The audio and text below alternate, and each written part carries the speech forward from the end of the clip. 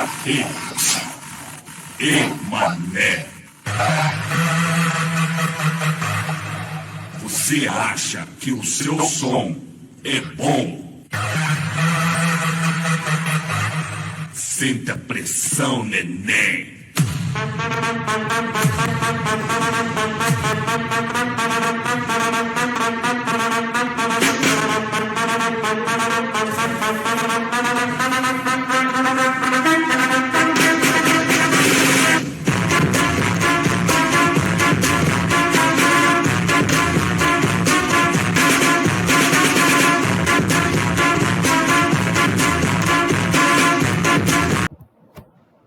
Olá, sejam todos bem-vindos ao Drummer Physics, né? Se vocês se perguntam o porquê daquele vídeo idiota, a resposta é porque eu gosto de vídeos idiotas. E além disso, a nossa aula de hoje é sobre música e som, né? Então, tem a ver com o contexto ali, tá ok? Então, vamos começar. Primeira coisa, né? O som é uma onda, né? Já existia, desde quando nasceu o conceito de onda, já existia uma estimativa ali, né? O povo já acreditava que o som realmente fosse uma onda, apesar que você não vê a onda sonora, né? Não vê nada, mas por que o povo já imaginava ali que o som era uma onda? Porque quando vocês escutam, né? Eu estou falando, vocês estão me ouvindo, né? Então o som está saindo aí dos alto-falantes dos seus notebooks e computadores, e está chegando até seus ouvidos sem nenhum tipo de transporte de matéria, né? Lembra a nossa definição lá no comecinho, né? Uma onda uma onda é transportar energia, né? Transportar informação sem transportar matéria, né? Então, como você não está transportando nada, você provavelmente está se lidando com uma onda, né? Mais para frente, né? Com a tecnologia, você consegue hoje enxergar as ondas sonoras, né, com câmeras diferentes e tal. Vamos escrever isso aí então, tá? Então coloca aí. Então, desde, né, os primórdios, já tenho uma ideia melhor. Desde os primordiais estudos sobre ondas, né? Primeiro teve que estudar sobre as ondas, né? Supunha-se que o som seria uma onda, né? Pois não havia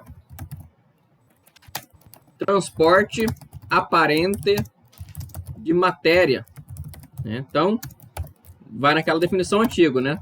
Transportar massa sem transportar massa não. Transportar energia sem transportar massa, né? Então, por isso já se imaginava que o som fosse uma onda, né? O que a gente pode falar do som, né? O som, de fato, é uma onda e é uma onda transversal. Eu não sei se eu falei isso antes, mas se eu não falei, eu vou passar até um videozinho aqui para ficar claro. O som é uma onda, né? E, ao contrário, né, de ondas em cordas, por exemplo, é uma onda transversal. Ou seja, a direção de propagação, né, da onda é a mesma, né, da direção da oscilação em si, né? Então, vamos pensar na onda na corda. Como é que funciona a onda na corda lá? Na onda na corda, você faz assim, né, um pulso de onda. Ela faz aquela barriguinha, então, na corda, né? Vamos colocar assim, corda. Então, ela faz aquela barriguinha. Essa barriguinha se propaga, né? Por exemplo, para a direita, mas essa barriga está para cima, né? Então, é perpendicular. Isso aqui é uma onda transversal, tá?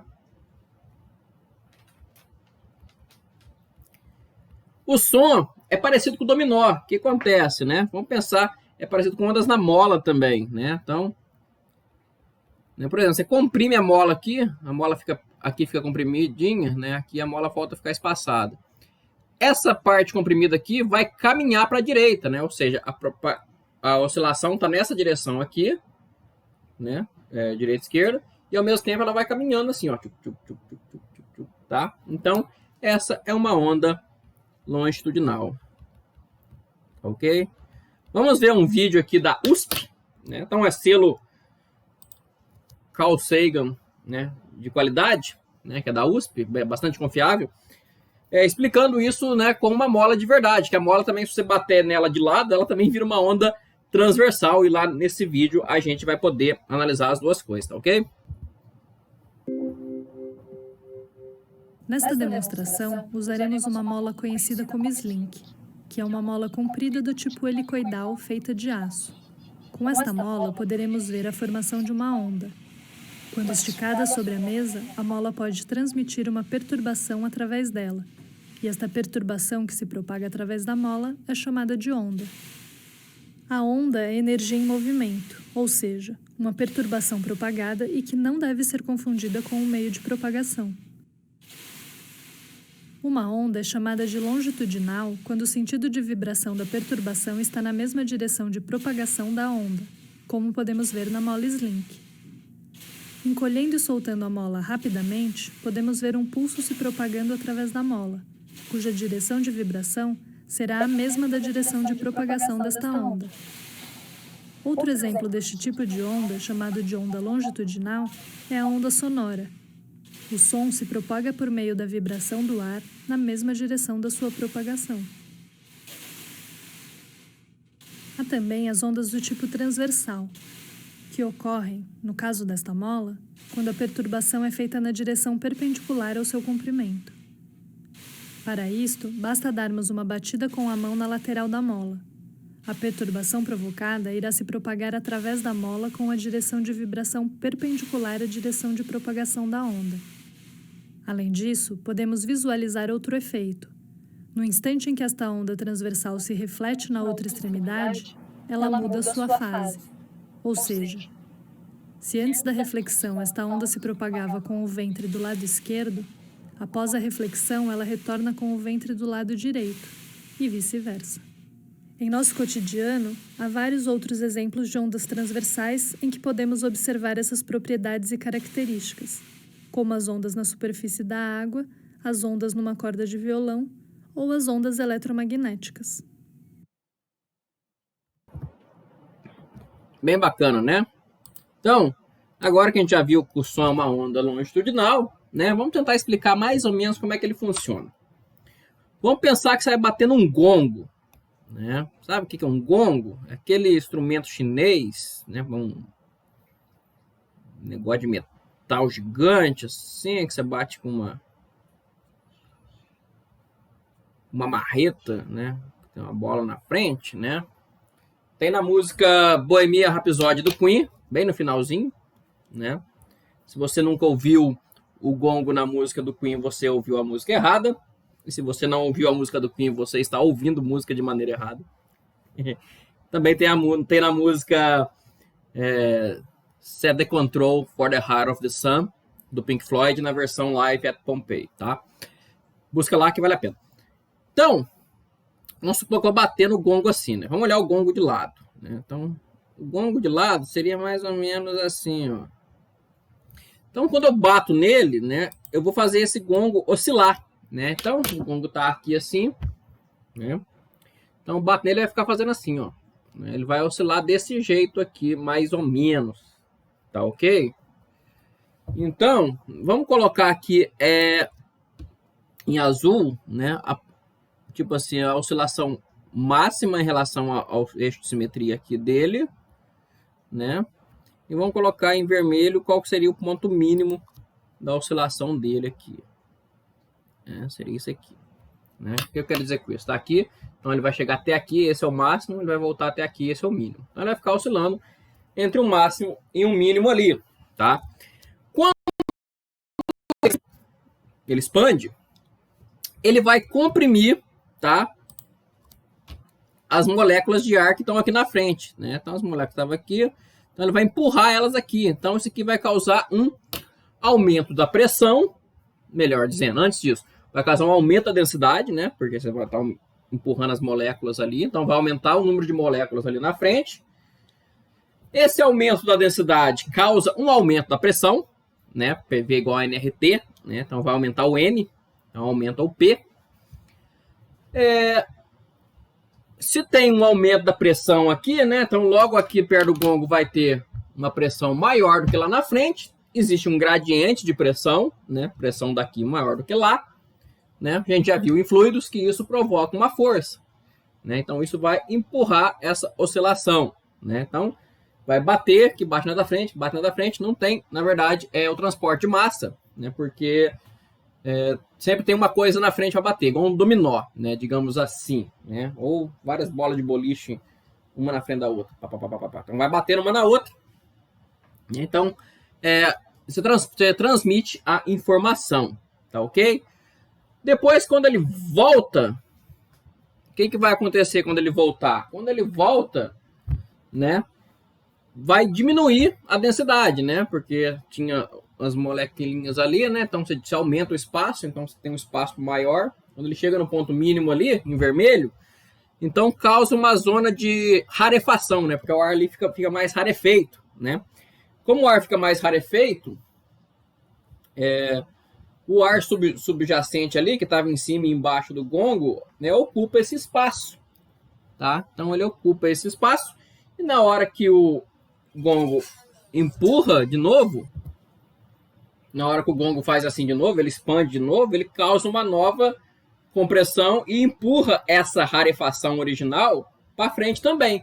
Então, uma onda sonora nada mais é do que um conjunto de compressões e rarefações devido a esse movimento do gongo, né? Na verdade, isso acontece com qualquer coisa, você falando, né? Você estralando nos dedos, tudo é o mesmo princípio.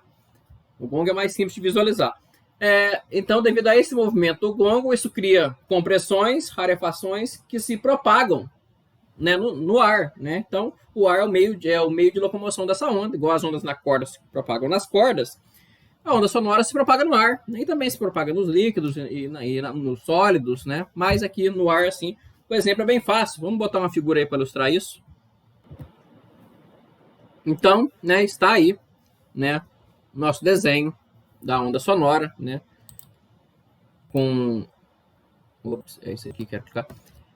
Com as nossas rarefações e compressões devido, né, ao nosso movimento do gongo aqui, né? Inclusive, a gente também pode fazer um diagrama, né, sobre como a onda é formada, né? Inclusive, tem aqui no nosso livrinho. Cadê nosso livrinho? Tá aqui. Moisésão, né? Senhor Moisés, que explica direitinho o que acontece, né? Vou botar aqui também. E está aqui, né? O que eu falei, né? Então, você faz assim, né? Você empurra as moléculas, né? Empurrar as moléculas, né? O deslocamento dessas moléculas de ar aí muda a densidade, que você comprime ali as moléculas de ar que estão na frente ali do gongo, mudando a densidade, né? Você muda a pressão, PV igual a nRT, né? Então, aumentando o número de partículas ali, você aumenta a pressão. Mudar a pressão, né? Pressão maior de um lado que do outro provoca uma força, essa força provoca um deslocamento, né? E o deslocamento provoca variação na densidade, que por sua vez provoca variação na pressão, que provoca deslocamento, e assim sucessivamente. Então, um pulso de onda vai embora, né? Então, ele é dissipado, na verdade, do atrito do ar com ele mesmo, né? Uma partícula batendo com a outra ali. Mas isso é um efeito muito petitinho, então você fala, né? Se não tiver obstáculos na frente assim, você escuta longe o povo falando, né? Por causa disso, né? Então, é meio que autossustentável e só acaba mesmo.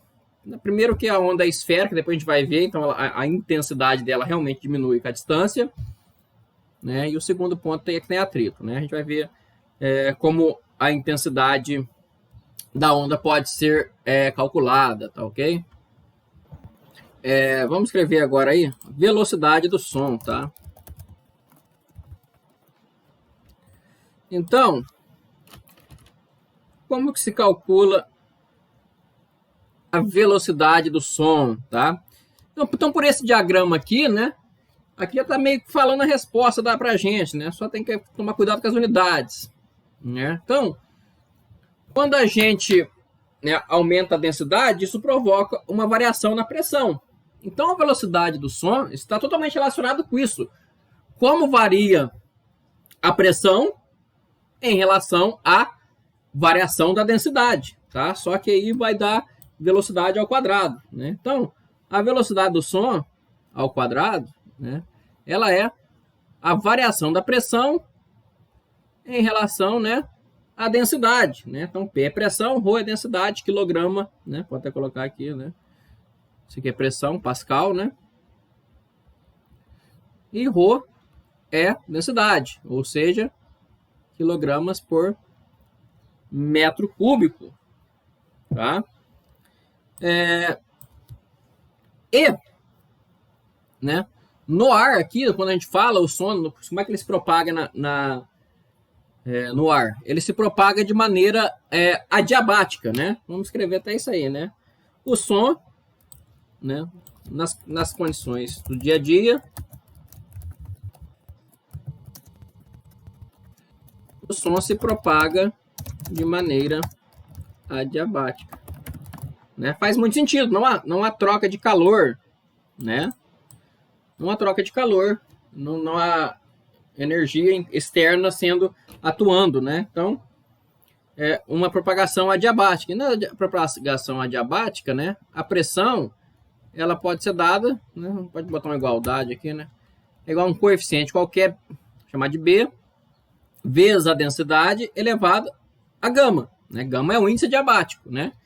Então, quando você calcula dp de ρ, né, você pode mostrar, vou deixar isso de exercício, isso nada mais é do que o gama vezes o P sobre o ρ, tá? Então, é a pressão atmosférica, 1 atm, vezes, né, nas condições normais aqui, 1 atm, sobre o ρ, que é a densidade do ar, que se eu não me engano é 1,3 kg por metro cúbico, tá? E o gama é o fator do ar que depende da composição, né? Como a gente tem bastante nitrogênio, hidrogênio, oxigênio, vale mais ou menos 1,4, tá? Então, isso é, né, a velocidade do som ao quadrado, né? Então, a velocidade do som de verdade é a raiz disso, né? Raiz de ρ, P,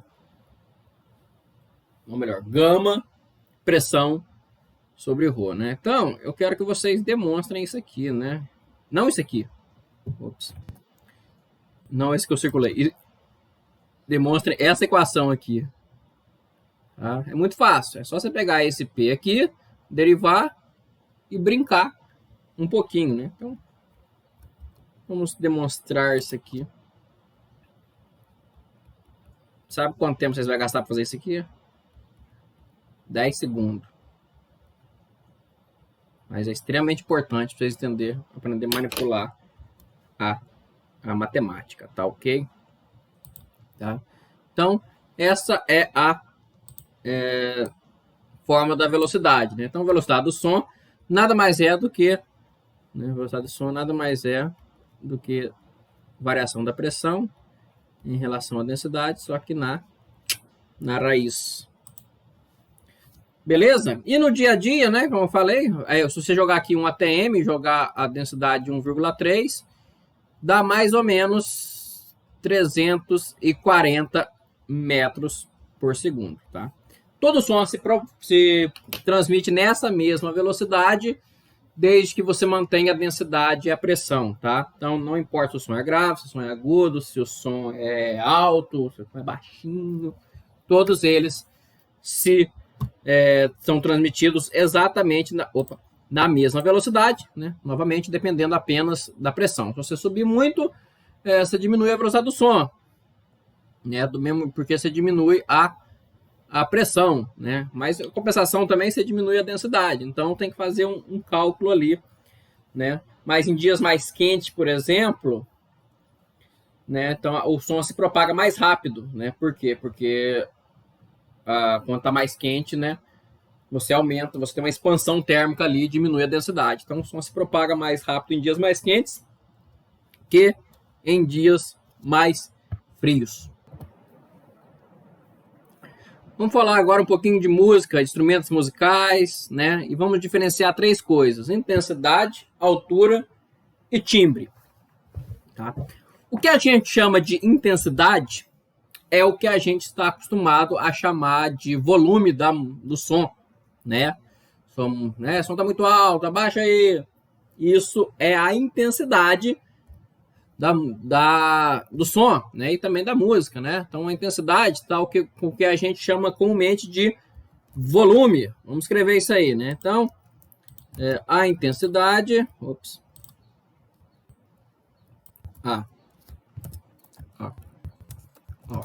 Intensidade, né, é o que geralmente relacionamos, né, com o volume,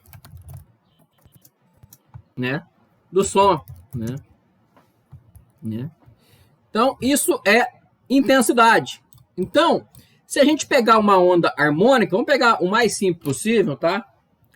Então, considera assim um U de x de t, uma onda sonora, plana da seguinte forma: A vezes um cosseno de kx menos ômega t. Tá? Então, a intensidade I, ela vai ser proporcional a ao quadrado. Tá? Então, essa é a intensidade. Ela é proporcional a esse A aqui, né? Então, quando você faz aquele gráfico assim, né, de uma onda sonora qualquer, então, isso aqui, na verdade, é o A, né? Então, essa é a intensidade, está relacionada à intensidade, tá? Então, a intensidade é sempre proporcional ao A ao quadrado. Na verdade, para ser mais preciso ainda, né, a intensidade ela é proporcional à metade do A ao quadrado, né? Isso vem devido a uma média, né? Que a média de cossenos ao quadrado, né? Que isso aqui você vai levar ao quadrado, né? A média do cosseno ao quadrado é meio, né? Do seno também. Então, isso então vem daí o fator meio. E qual que é a unidade da intensidade, né? Intensidade é energia, né, por unidade de tempo por metro quadrado, né? Agora, energia por unidade de tempo é potência, não é watts por metro quadrado, tá ok? Essa é a unidade da intensidade, né? Então, é a aparição, quantos watts vai ter, né? Na verdade, é watts por metro quadrado, né? Essa é a unidade correta, né? Então, está relacionado completamente com a amplitude da onda de som, né? É isso que eu queria. Então, está relacionado com o quadrado da amplitude. Então, amplitude ao quadrado sobre 2. Basicamente é isso. Tem outro terminho, mas não vem ao caso não, tá? Então, isso é o que a gente chama de som muito alto ou som muito baixo, né? A amplitude do som, está, né? As ondas são aquelas pitinhas, os ondão, assim, né? Então, essa é a relação com o que a gente chama de volume do som, né? Na verdade, a intensidade sonora, tá? E a altura do som, né? Quem é músico, né, ou estudou música, né, já deve saber a resposta, né? A altura do som, ela está relacionado com a frequência e ela diz se o som é mais grave ou mais agudo, né? Então, a altura do som está relacionado com a frequência. Vamos colocar aqui, né? Então, né, diz se o som é mais grave ou mais agudo, né? Então, na nossa formulinha lá, do caso da onda harmônica, o de xt a cosseno de ômega t menos kx, né? Então, ela está relacionada totalmente com o ômega, né? Então, isso aqui vai definir o que a gente chama de altura. Se a frequência for grande, o som é mais agudo, né? Então, se eu pegar aqui ó, o espectro de frequência, né? Vamos começar aqui em 20 até 20 mil, que é o que a gente escuta, tá? Então, 20K em Hertz, né? De 20 Hz a 20K kHz. Então, aqui estão os sons graves e aqui estão os sons agudos. Tá? Consequentemente, também está relacionado com o K, que é o número de onda, né? Ou vetor de onda, se for em 3 dimensões, né? O que é o K, né? O K, ele é 2π sobre lambda, né? Como todos os sons se propagam na mesma velocidade, de 340 metros, né? E V igual a lambda F, né? Como o V é fixo, se você mexe, né? Como o V é fixo, depende só da pressão e da densidade no meio. Então, se você mexer o lambda, automaticamente você mexe o F, né? Então, também está relacionado com o comprimento de onda, tá? Então, também está relacionado com o comprimento de onda. Mas, comumente, a gente chama de variação na frequência, né? Mais uma variação na frequência com a velocidade fixa implica automaticamente, né, numa variação no comprimento de onda, ok? Então, isso é a altura do som. E, por último, tem o timbre. O que é o timbre? O timbre me permite distinguir 2 instrumentos musicais ou 2 corpos qualquer, né? Então, ele vai me permitir... Ele que me fala assim, seja uma nota Lá, a 440 Hz, por exemplo, né? Vamos botar assim, Lá, 440 Hz, que é o que é verdade, né? Se eu pegar um piano para fazer nota Lá e eu usar ou uma flauta para fazer ela estar lá, vocês vão saber, ó, isso é um som de piano e isso é um som de flauta. Vou pegar um violino para fazer essa nota lá. Você vai falar, esse é um violino, né? Então, todas elas têm a mesma frequência, todas elas têm o mesmo comprimento de onda, por consequência, e todas elas podem ter exatamente a mesma amplitude, né? Bota lá no volume no 10, por exemplo. Todas elas vão ter a mesma amplitude. Então, se você pegar essa equaçãozinha aqui, tudo é igual para piano, para flauta, para violino, violoncelo, oboé, sei lá, fagote, o que vocês quiserem. E ainda assim você sabe que um piano não soa igual a uma flauta. O que diferencia o piano da flauta? Né? O que diferencia eles é que aqui até agora a gente está falando das ondas simplesinhas, bonitinhas, cossenoidais. E agora vamos trazer para o mundo real. E as ondas não são daquele jeito, né? Não é uma onda senoidal bonitinha, tá? Na verdade, o som da onda senoidal bonitinha é o som de diapasão, é um som feio. As ondas de pianos, né, de cravo, de coisas mais complexas, são ondas complexas e são difíceis de descrever. Mas todas elas apresentam a mesma frequência e o mesmo comprimento de onda, tá? Vou dar um exemplo aqui para vocês, vou pegar da internet uma figura para vocês darem uma olhada e eu comentar. Então, olhem essa imagem aí que eu botei. Todas esses objetos estão fazendo exatamente a mesma nota. Não sei que nota que é, também não importa. Supondo que é um dó. Todo mundo está fazendo dó ali, né? Então, todo mundo tem a mesma frequência, todo mundo tem o mesmo comprimento de onda. Então, se você pegar o eixo Y aqui, sendo a amplitude, e o eixo X sendo o comprimento de onda, não, né? A posição, né? Então, você consegue pegar qual é o comprimento de onda, né? Por exemplo, no diapasão, a onda nasce aqui, né? E aqui ela completa um lambda, ó. Isso aqui é um lambda. Daqui até aqui tem um lambda. Porém, olha a flauta. Ela nasce aqui e aqui ela também forma um lambda, porque aqui, depois aqui ela vai se repetindo, ó. Todos esses pontos aqui formam comprimentos de ondas iguais, ó. Tá vendo? Sobe aqui, faz 3 morrinhos, desce, vai para baixo, sobe. Um lambda. Segundo lambda, sobe aqui, faz 3 morrinhos, desce, vai para baixo, sobe. Sobe aqui, faz 3 morrinhos, desce. Então ela está se repetindo. Tudo isso aqui são comprimentos de ondas. Então o tamanho do comprimento de onda é igual. Olha o violino. Começa aqui, termina aqui. Também exatamente o mesmo comprimento de onda. Ó. oscila, sobe, desce, oscila e sobe. De novo. Oscila, sobe, desce, oscila e sobe. Então aqui termina outra. Oscila, sobe, desce, oscila e sobe. Aqui termina outra. Todos esses instrumentos têm ondas muito diferentes, como você pode ver. Porque as ondas cossenoidais, né, são todas aproximações, né, para facilitar a nossa vida.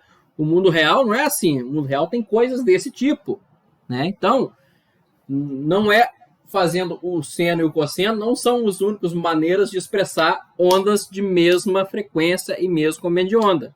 Graças a Deus. Por isso a gente tem vários instrumentos musicais, cada um, né, com uma característica peculiar, né, que você gosta mais de um e de outra, né? Então vocês podem ver, todo mundo aqui tem exatamente, né, o mesmo comprimento de onda, né? Aqui, termina aqui, ó. Desce, blá, blá, blá, blá, blá, blá, desce, blá, blá, blá, blá, blá, blá, uma clarineta. Vamos começar aqui. Join, para aqui. Join, para aqui. Tá vendo? Todo mundo tem exatamente o mesmo lambda. Então, lambda igual, né? Aí tem um detalhe, né? Eu posso expressar essas coisas como, né? A gente acabou de ver através de séries de Fourier, certo? Então, vamos escrever aqui que o meu U de x e t nada mais é do que um somatório em I de 1 a n do que seno de nπ sobre lx vezes cosseno de nπ sobre L vezes Vt. Como essas ondas são iguais, de mesma frequência e de mesma amplitude, digamos assim, isso aqui todo mundo é igual, né? Então isso aqui é igual para todos, né? Igual para todos. Como as amplitudes são iguais, quer dizer que a somatória dos ANs ao quadrado, que é igual a 1 a 0 ao quadrado, também é igual para todos. Mas os AIs em particular são diferentes, né? Então, cada instrumento vai ter lá um A1, A2, A3 diferente, né? Então, um tem um A1 muito grande, o A2 menorzinho, depois não tem mais nenhum. Outro tem um A1, A2 mais ou menos, sobe com um A3 maior, Então, né, diferentes instrumentos musicais que apresentam a mesma frequência e o mesmo comprimento de onda irão apresentar os coeficientes da série de Fourier diferente. Então, quando você calcula os coeficientes da série de Fourier, você faz o que a gente chama de espectro acústico do instrumento.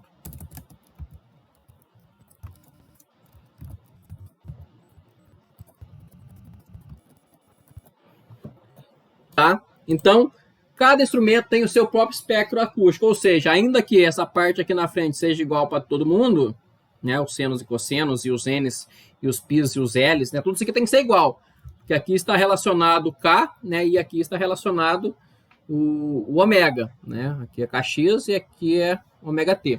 Então essas são iguais para todo mundo, porém os As não são iguais, e se todos eles têm o mesmo volume, ou seja, a mesma intensidade, eles também têm esse novo vínculo aqui, a soma de todos eles ao quadrado deve ser igual a 1 a 0 ao quadrado, que é o 10 do volume ali. Então, se você botar 10 no piano, significa que isso aqui tem que dar 10 aqui. Se você botar 10 na flauta, significa que essa soma aqui tem que dar 10 aqui.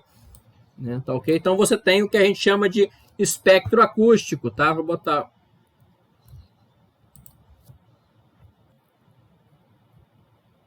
botar outra figurinha para vocês verem, tá?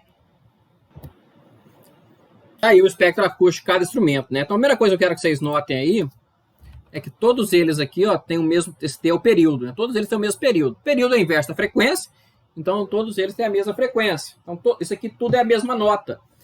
No diapasão é uma nota senoidal. Da série de Fourier aqui em cima, vamos lembrar? As funções seno são perpendiculares entre si, né? Então significa que só vai ter um termo da série de Fourier, todos os outros vão dar zero. Né? Então é isso que está acontecendo aqui. Tá? Então isso aqui nada mais é do que os coeficientes da série de Fourier.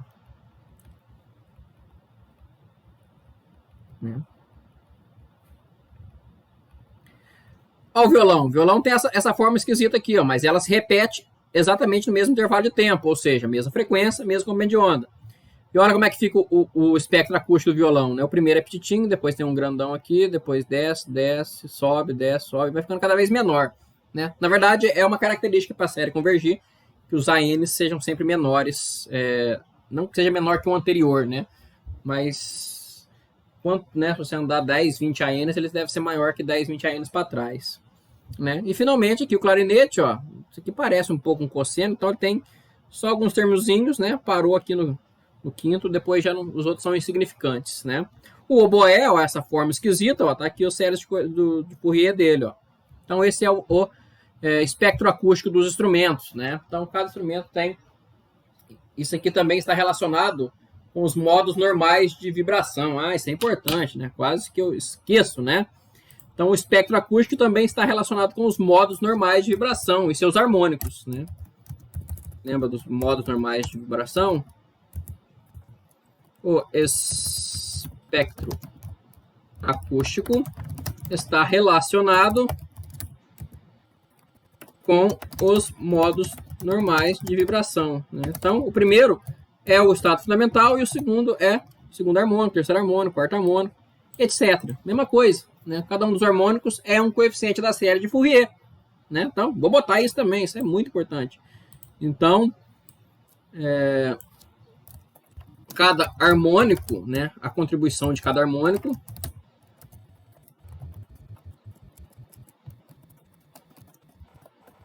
né, é o coeficiente da série de Fourier. Então, o estado fundamental, o harmônico número 1, é o A1. O segundo harmônico é o A2, depois o A3, etc. Tá? Então, está aí, né, o que diferencia um instrumento de outro. Ok? Então, vamos parar a aula por aqui. Essa aula é bem conceitual, você pode ver. Agora, o que é mais interessante isso aqui? Vou contar um segredo para vocês. O tratamento da série de Fourier é uma matéria optativa. Quer dizer que eu posso ou não posso dar. Porém, os harmônicos, né, e o espectro acústico que vocês estão vendo aí é uma matéria obrigatória. Como é que eu vou explicar para vocês o que são os harmônicos sem falar da série de Fourier? Né? Então, não tem jeito, né? Então, por isso que a gente estuda Fourier, tá ok? Então, Fourier é um dos meus matemáticos favoritos. Né? Tem que ser muito nerd para ter um matemático favorito, mas eu tenho, não é ele, na verdade. Mas é um dos, né? Eu ainda gosto muito do Gauss e do Cauchy. Então, essa é a parte, né, dos instrumentos musicais, né, e som, um pouco sobre som e instrumentos musicais. Próxima aula vamos falar um pouquinho de ondas em 2 dimensões, tá? E fazer umas continhas, porque até agora está muito conceitual. Então, nos vemos na próxima aula.